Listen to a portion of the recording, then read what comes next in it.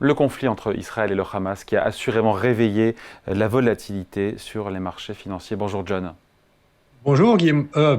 Bonjour David. Ah, on n'est pas sur BFM là, hein. Vous saluerez Guillaume pour moi, évidemment, hein. John Bonjour David. Plassard pour la Banque Mirabeau. Évidemment, au-delà du drame humain, de l'horreur des massacres, bien sûr, perpétrés par le Hamas en Israël, je voulais savoir ce que vous pensiez, vous, de la réaction des marchés. On a commenté hier le pétrole. Pas eu vraiment de gros emballements, autour de 88 dollars pour le Brent. Mais sur les taux souverains, ça a beaucoup bougé, ça a monté, et après ça a rebaissé. Hier, on a perdu 20 points de base sur les bonds du Trésor américain à 10 ans. 20 points de base, c'est beaucoup sur une seule séance. Est-ce que c'est surprenant ou pas, encore une fois, du fait des tensions au Proche-Orient? Écoutez David, vous avez raison de mettre le doigt sur ce point-là parce que pour les marchés, c'est évident que c'est l'évolution des rendements qui a dicté dernièrement l'évolution des bourses, hein. On a vu que avec la hausse des rendements des treasuries et notamment du 10 ans américain, on avait vu les valeurs de croissance et notamment les valeurs technologiques aux États-Unis qui s'étaient effondrées. Alors, est-ce que ça m'a étonné? Alors, très sincèrement, je vous dirais non. Pourquoi? Pas par opportunisme, mais je vous dirais non parce que au regard de l'histoire, une nouvelle fois, vous savez qu'on parle beaucoup, David, d'histoire dans votre émission, bien au regard de l'histoire, on voit souvent que lorsqu'il y a un conflit armé, eh bien on a, alors ne me demandez pas si c'est juste ou pas, mais on a une hausse des indices et on a une baisse des rendements obligataires. Pourquoi? Alors, il y a plusieurs raisons. La première, c'est que, évidemment, lorsque on est dans une situation avec une forte volatilité et une guerre, eh bien, les investisseurs, naturellement, entre guillemets, eh bien, vont vers des valeurs refuges. Valeurs refuges, c'est quoi? C'est le franc suisse, c'est le dollar et c'est les obligations américaines notamment, pardon. Donc, si vous avez le prix des obligations qui monte, vous avez le prix des rendements qui baisse.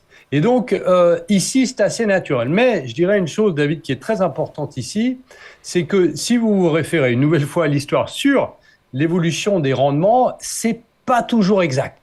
Il y a alors c'est pas vraiment, c'est difficile de comparer, mais si vous prenez par exemple l'opération Tempête du désert, vous allez me dire que c'était en 91, mais on peut comparer parce que c'était quelque chose de soudain et qui était d'une extrême violence. Et à ce moment-là, vous aviez eh bien les rendements, la bourse avait monté et les rendements avaient monté. Pourquoi?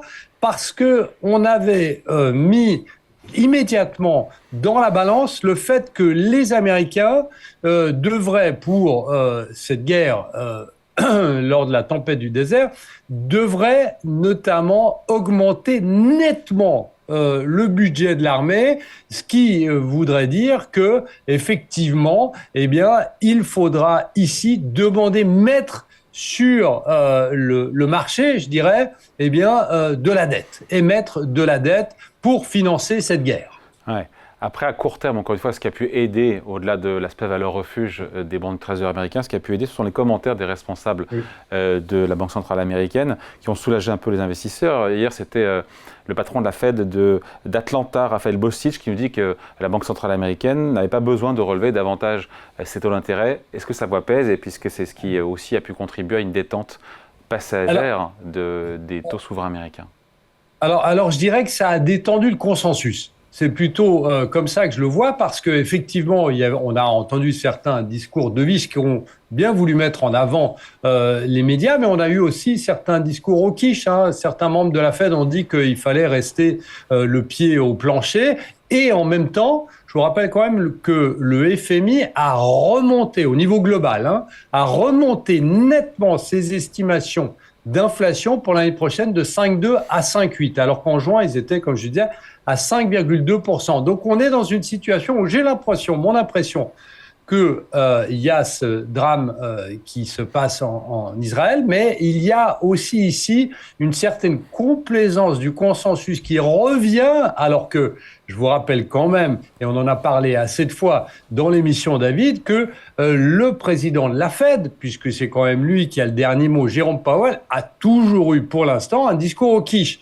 Et aujourd'hui, vous avez le consensus qui tient à s'adapter, je dirais, sur certaines informations qu'on a de certains membres qui sont au quiche. Donc ça va très loin. Hein. Vous savez, la réponse, et c'est eux qui le disent, eh bien, c'est les statistiques économiques. Et là, on aura l'inflation, par exemple, l'inflation américaine, qui sera publiée demain. Ouais, après le juge de paix, comme souvent, ce sera le pétrole. On ne sait pas trop ce qui devrait se passer. Mais si le pétrole, John, devait flamber à cause du conflit, d'un embrasement, ou pas en tout cas d'un conflit entre Israël et le Hamas, c'est un double effet. Ça freine l'activité et en même temps, ça dope l'inflation. Donc là, on se dit, mais comment pourraient réagir les banques centrales, notamment la Fed. Soit elles reprennent leur hausse de taux, bah oui, l'inflation remonte, donc il faut resserrer. Soit, puisque la hausse du pétrole pourrait provoquer une récession, et bien dans ce cas, les banques centrales ne toucheraient pas à leur taux d'intérêt. Et on sent que les marchés sont partagés entre ces deux scénarios. Oui, tout à fait, puisque... Même si aujourd'hui, l'option du statu quo semble un petit peu avoir les faveurs des investisseurs. Oui, et surtout, un rapport, comme à chaque fois, assez explosif de la part de Goldman Sachs en début de semaine, en disant que le prix du baril pourrait aller jusqu'à 150 s'il y avait des bombardements, je vais y arriver, des bombardements ciblés sur certaines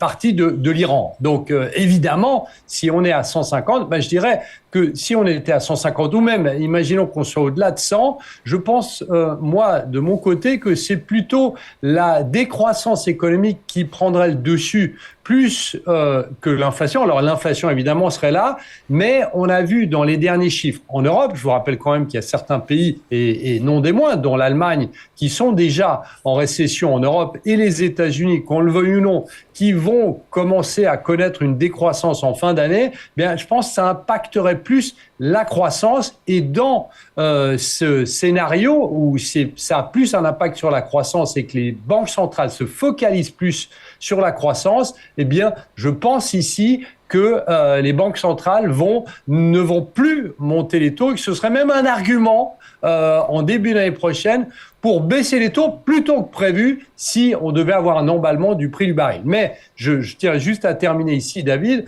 Et évidemment, on ne peut pas comparer les anciennes crises, mais vous savez, si vous regardez les embrasements qu'il y a eu ou les conflits entre l'Israël et la Palestine ou l'Israël et la Hamas en 2000, 2008, 2012, 2014, 2018 et 2021, à chaque fois, le prix du baril a monté et après s'est stabilisé, voire a baissé. Alors, on ne peut pas comparer, je répète, mais on voit que on est dans une situation où, évidemment, il y a, parce que c'est des pays limitrophes de